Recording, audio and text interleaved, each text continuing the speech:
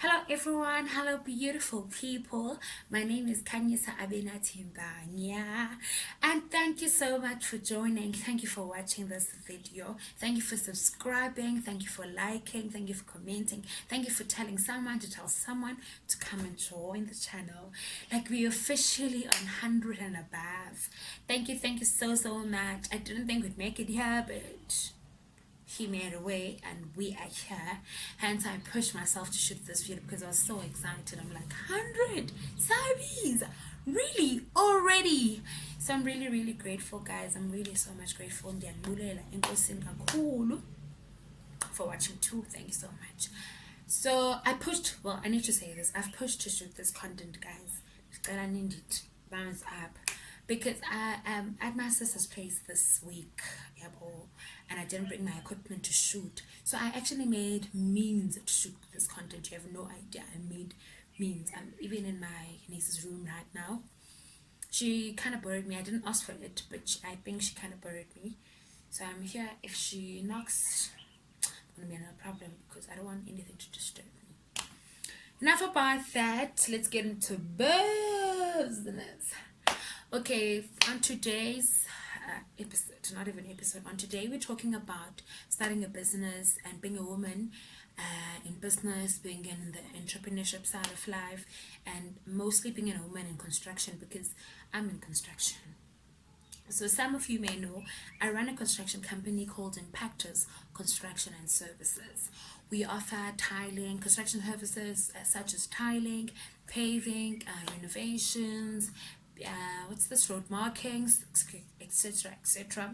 And also I kind of tender, I'm a tenderpreneur, so I supply departments, I supply companies with certain things. You understand? That's what I do on the side. It's not a side thing, it's my life, that's what I do. Yeah, so I just wanted to tell everyone about that because I know that there might be someone there who needs help in how to start a company and who has started a company and who just needs someone to say, I understand, baby girl, I've been there, I've done that. You understand? So 2017, I think I started my company. 2018, I'm kidding. 2018, I started my company, construction company. Let me just go briefly in the process of starting a company. So for me, fortunate enough, I'm in Pretoria. I say Pretoria. At that time, I was staying in central Pretoria. So everything is just kind of in the center for me, so I'm able to go to places.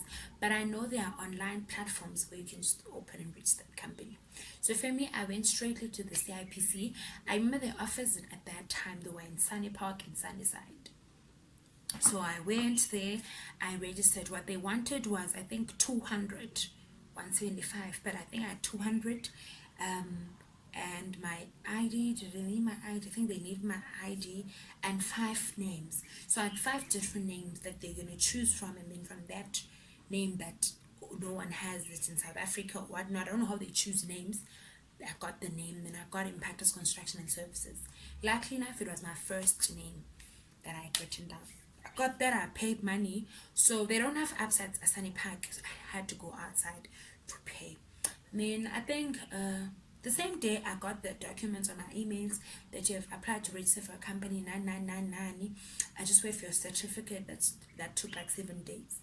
So after that, I think after 3 days, man, because it wasn't a long process for me. So after that, I remember I went to SARS.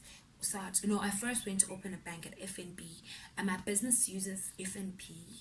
So I went to open at FNB, a business gold, business check, something like that. I opened that at FNB. It was 500, but I need to say it's not 500 like 500 yabo. You can withdraw the money after, because I didn't have the 500. So I borrowed from my sister, and then just after keeping the money, I went and I withdrew it, guys, and I gave it to my sister. Because it was a group, so I needed to have a business account quickly as possible.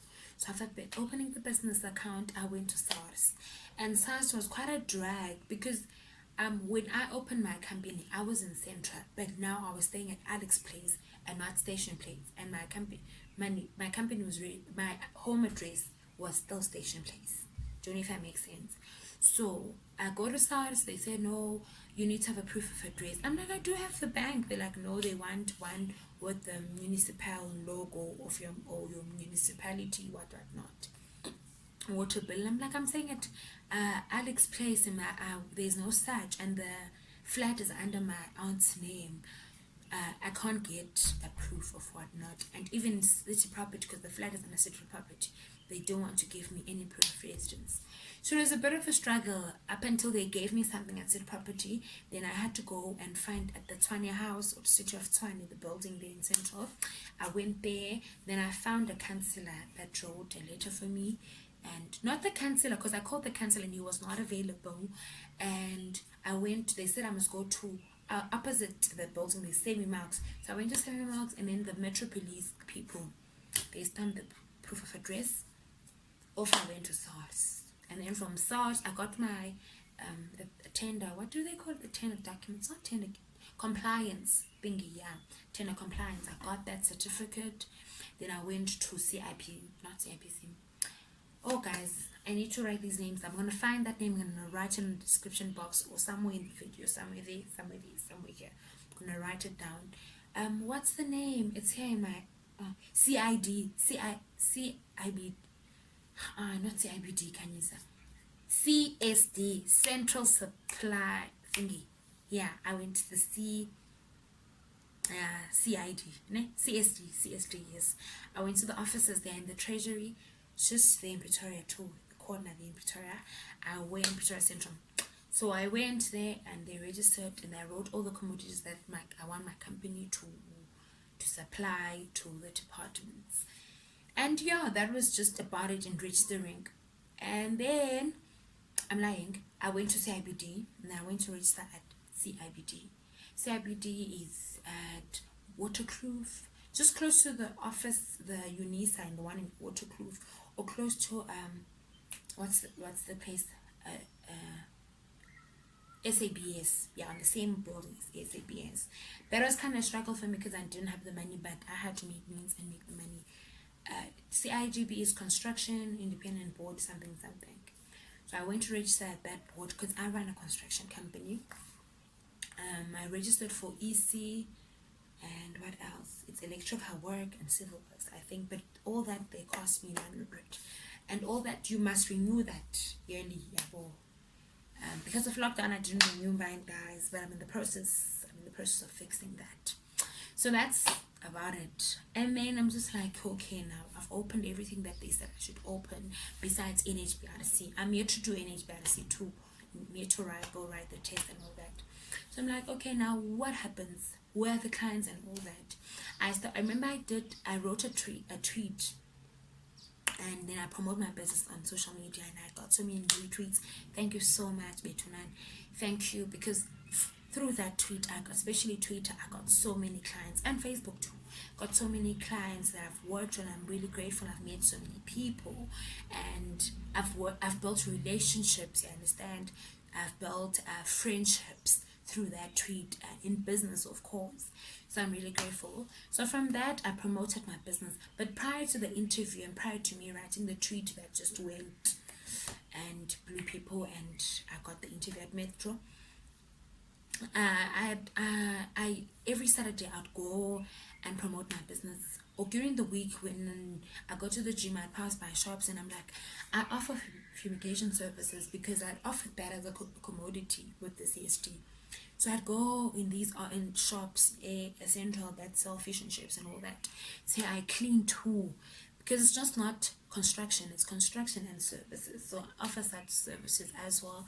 So I'd go and just promote myself, make it myself out there. I remember the first client I got paid me 600, and I was meant to clean a butchery. So they were opening a butchery, they just finished renovating the butchery. So I was meant to clean and make sure everything is in order. And I got 600, yabo. It's only now in the Bonba I gezela. But I was honestly at that time I was so grateful and very grateful to God that, oh my gosh, I got my first client. I employed my sisters. My first workers were my sisters. I was in Klensese too, and they came and they helped me, and I paid them 200 because I'm such a good boss, guys, they won't say this. Imagine you get a 600 from a client and you pay people 200. Now you get 200. You don't get 250 or whatnot. You get 200, same amount as the workers. Such a good boss. And I was actually doing some work at church. We had a night prayer that Friday, Pilango 5.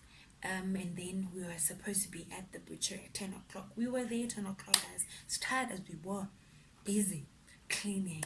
And now I look back and I'm like, I'm really grateful to God. I've made more than that. I've made more than 600. But it was a starting point, and I'm grateful. So I made that 600, and then now clients. Dolo, I made the tweet and I got clients. And one would think life is about to get easier because people know you, they know your company. And for the first weeks of the interview, things are just hectic and just doing codes all around, understand. But not getting a client. I was just busy doing codes, and with the help of my friend and the other people I've met. So I was busy doing that, and I got other clients. But now the problem was I was able to get clients in like clients one-on-one. Don't know what do they call this? How do they call these people? Household, yeah. Let me just say household. I was able to get like a client is to come and renovate my house or come do paving or tiling up. And I wanted to infiltrate the marketplace, the corporate marketplace, do tenders, you understand, that marketplace. So yeah, people got my number. Some people from department, they got my number, and I made a few calls and here and then. I'm thinking like, hey, things are about to change. And things are not about to change instantly as I thought. That's when challenges came. After another was this challenge after another. Someone saying you've coded too high, and you're thinking when I didn't even code that much before. And I think from that I've learned to respect black businesses. From that I've learned to respect, because you'd find that even your profit is very much little. You're not gonna even make profit because you're gonna pay workers. But as long as you've got you've got a profile that you've worked there, you've worked with who. You're trying to build yourself greatly, so but people are gonna think maybe when you just want to be rich instantly, and it's not even like that. So for me, it was the same thing. We were struggling with clients up until I decided, okay, let me just do the tenders, and that's where the problem lies. But as we know, in South Africa, corruption is really, really deep. But I did not think corruption would mean me selling myself. So a few, I won't mention much of these things. I'll just mention a few. This other one called me. I'll mention three. Yeah, mention three. This other one called me and said, we must meet up and talk about the deal. So this deal was going to be me putting solar geysers in some northwest municipality. I think it's Mahau, something like that. Just forgot the name of the municipality in the northwest.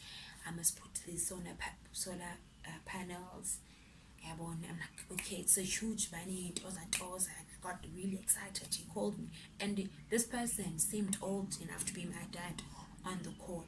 And then it's like, please text on WhatsApp, which is great, so I can see your profile picture and Divanisi voice and the face. This person is like, and also and stuff like that. And he was just persistent in us meeting. I called a friend of mine who's a resident engineer for the Northwest. So he's like, what's happening? I tell him this tender that is coming and it's so much money. I think my profit was going to be 200 and something K. So much money. And then he's like, okay, tell this person to send you all everything. So they send me the tender form to apply for this tender, and they promise me it is your tender. So I write everything, I sign the form and I send it through. After sending the form through, they call me that we need now to meet with the comrades. They call themselves the comrades. I'm like, okay, I'm excited. So I organized that I'm going to leave. I think it was a Thursday. I'm going to leave Thursday morning after work, because I still work. I'm still employed by public works, so I really can't be jinxing things for my workplace as well. I need to run the company and work. After work, I'll make it, I say to these guys. But he's so persistent, they come early and all that. And then when I confirmed to him that I was coming to the Northwest, he calls me. He's like, my sister, I want us to discuss the drinks, yabo. The comrades will be asking, don't be shocked, yabo. It's just 10,000, yabo. And I'm like, what? Oh, okay, weird, yabo. But I don't say this to him. Obviously, I act as if I do have the 10,000. Please bear in mind, 500 I was given by Buzziness, 600 that I got from my first client, say pay and go from my business account, 900 I even had to borrow to make this IDP. I don't have money. I haven't made as new clients. This person wants 10,000 for drinks, cool drinks, and because in business we need to be very professional. Someone will be telling you in them dark, you need to be able to hold yourself. So I hold myself, like okay, let me just talk to someone. I'll call you back shortly. I said, let me talk to my partner. I called this other friend of mine that works in the Northeast. It's like, cancer, there's no such. I've searched for this, I've spoken, there's no comrade named this. These people are planning on robbing you. And I'm like, yo. So I cancelled the Thursday. I'm like, okay, I'll make it on Monday. So that as a person, you're hoping for the best in this. So I thought my friend was lying to me, or he wasn't sure about his story. So I'm like, let me give this guy a few days and I'll ask questions. Fortunately enough, my friends are there and they in the high places. I'm not in the high places yet, but my friends are there in the high places and they know people. So I called this other friend of mine. I'm like, please search on this person and this tender and stuff. He's like, okay, I'm on it. That was the Thursday. He searched and these people got angry that the comrades were waiting for you and stuff like that. And now because I'm very irritated at this, I tell the guys that this is very confusing, comrades. As a person that is supposed to be begging you guys for this huge tender, you guys are just coming, running at me and not forcing me, like insisting that we meet and there's an exchange of the money. We are one, not the other way around, because I was supposed to be the one coming after you guys. And they started apologizing. And then Friday came. On a Saturday, I think I was here in the East too, visiting my sister. And then this person calls me. Normally, I don't change business or work. After 4 o'clock, I don't do work.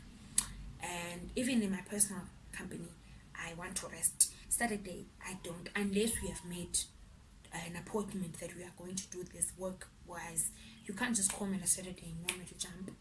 I shame, guys. I want money, but also I need to rest. Especially when I'm spending time with my family, I don't play like that. And this person calls me. He's like, hi, how are you, comrade? I'm good. Where are you? I'm like, I'm in the East. He's like, okay, comrade, I need a place to crash. I'm like, what does that mean? It's like, I'm here visiting my sister, and I thought you should just book me a hotel. Then we meet, and then we just sort out Landwe tender. I'm like, I'm sorry, I can't talk now. And I avoided him throughout the weekend. On a Monday, calls me again. And then this other friend of mine hasn't gotten back to me. So now I'm tempted to go to Northwest. I'm just gonna drive there. I don't even have money. To the 10,000, I don't have it, but I wanna sign the documents. Then the signing, DTR, comrades, I don't have money. But as soon as I get paid in this tent, I'm giving you your 10,000. So I'm ready to do that. My friend calls me because he knows I'm a act fast and think later. I'm that person. I wanna act fast. And he's like, Anissa, do not go there, do not go. He tells me that if someone was mugged, imoto, and the car, so don't go there. Yeah, I got scared, guys. I cancelled. I did not go. I blocked those people. Even after blocking those guys, they still tried to get hold of me about different numbers. And now it's raising so many eyebrows because it's a tender worth millions of rands or millions. I think it was $1 million or millions of rands. Why should I be the one being begged God and demons of money? It just had so many eyebrows. I tell my uncle who's in business as well. He's like, hey, Namu, I've been robbed before Chan. They took 250,000. When they were not going to take 250, they want to take your body. So can you imagine? But those ones, at least the exchange was 10,000. OSB, he said he's going to book a Sheraton hotel. So I get a 10 days, it was going to be road market in Mpumalanga. I remember, Mpumalanga, yeah. So he's like, we must meet. I'm like, okay, no problem. He's like, Friday night. I'm like, where Friday night? And he's like, I'm in Sheraton Hotel. And now my mind is like, hotel? And it's like, yeah, you know how these things are, sister. I'm like, no, I'm not. Please put me in the limelight. It's like, yeah, man, just one onion around and then you get the tender. I've never felt so disrespected. I was angry at God that am I that desperate now that people are gonna see that I need money to a point that they'd ask me to sleep with them to get a tender.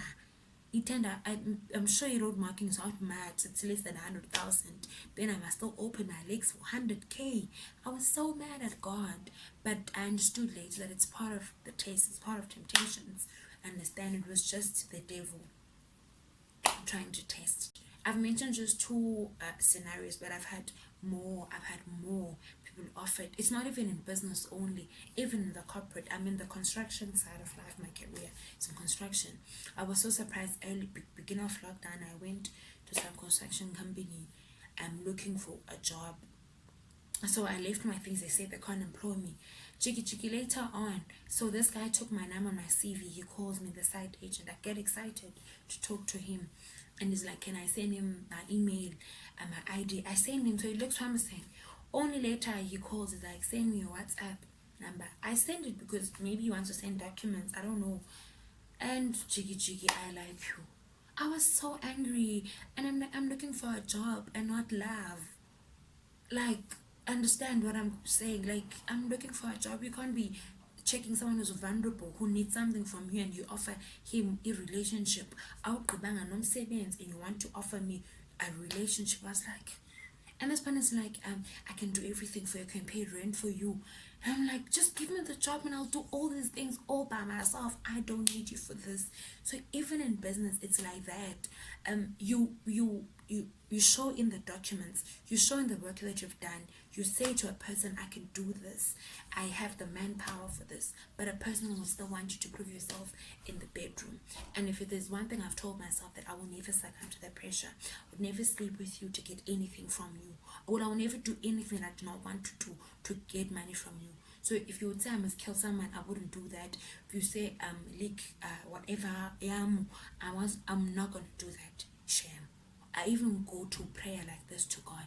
Like, God, you're gonna open doors for me. And this is why I'm not gonna sell myself for money. You must open doors. And I feel like it's not just me who go with this, or just women in construction. Women in general, in the corporate, there's so much. We fight toxic masculinity. From that we fight rape, because it's rape culture. For you to say to me, I give you a job, you give me something. That's rape. It's rape culture, guys. It is very wrong. Give me something because I'm worth it. Give me something because I can prove myself that I deserve to be in this. Not because I've got a VJ that way now you want to use. Yeah, well, so those things can be very discouraging. The bribing too, very discouraging. And something that does not happen. You bribe, you don't get the tender even. That happened to me, but it's a story for another day. Don't want to say this. But you bribe, you don't even get the tender. So imagine, you've slept with the person, you don't even get the tender, nor the job. So I just want to encourage us, guys, ladies especially, let's not fall for that. We're not going to sell ourselves to prove our worth to men. We're not going to sell ourselves to men to prove that we can actually do a job that we went to school with, that we know we've studied. Imagine studying for yourself to get a job by sleeping with someone. I know people have done it. I'm not judging the ladies that have done it. I'm judging the men who have asked the ladies to do that. What kind of men are you? How do you sleep with yourself at night, knowing you gave someone to someone who deserved it? You gave something to someone who deserved it, only for you to ask, please open your legs, knowing that the person deserves it. Because in most cases, we deserve these things. We deserve these tenders. We deserve these jobs. We deserve these promotions. But men would still require us to sleep with them. So I just want to encourage everyone in business, even in the corporate, in the marketplace, that, guys, kuzolunga. And kukulunga kwethu akuzoza by us selling ourselves or doing anything that is not right or illegal to get whatever we want. And just be hopeful that God is going to make a way. Akuzohlala kunje. Honestly, I hope this video is so long. Oh guys, I talk a lot. this video is so long. Thank you so much for watching. Thank you so much for watching. Please subscribe, please comment and share, and just have a conversation down there in the inbox. See you next time, and I bring you some content. Thank you.